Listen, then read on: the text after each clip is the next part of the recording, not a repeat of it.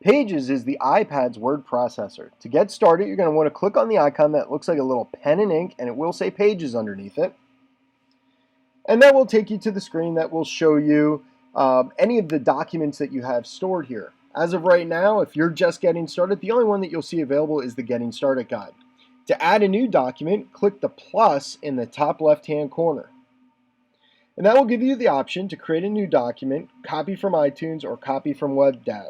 What we're going to do is just click on Create Document, and that will bring up a whole bunch of different types of templates that allow you to get started without having to create it from scratch. If you do want to create a document from scratch, just select blank. What I'm going to do is I'm going to go down and just select one of these here. We're going to take a look at the term paper. So I'm going to touch that. Might take a second to load, but then your document will open up. Now, since this is a template, it's filled with text already, and there's some images placed into it, but those are pretty much just fillers. In the top left-hand corner, it says Documents. If I touch Documents, that will take us back out to the section that showed the documents we had available to us. Since the term paper, we already created it, I can now click on that and bring it right back in. Anytime you make a change, the next button across the top here is the undo button, and that is always going to be very helpful. If you make a mistake, you can just hit undo and it will undo the last step that you did. Over towards the right hand side, you have the paintbrush. That is your format painter, and that's going to be context specific. Right now, when I touch it, it says there's nothing selected, but if I touch on an image first and then touch that, it will now give me choices specific to how to go in and edit that picture.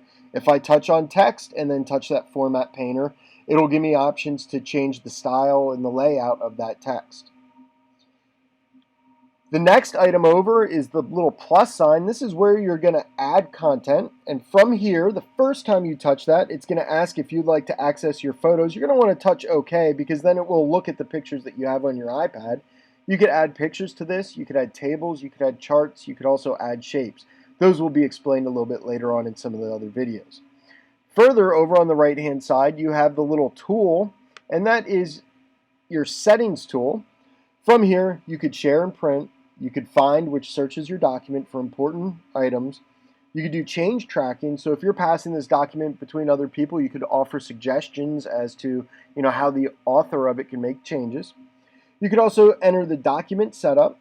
You could go into some more specific settings that deal with spell check, word count, and adding guide edges to your document.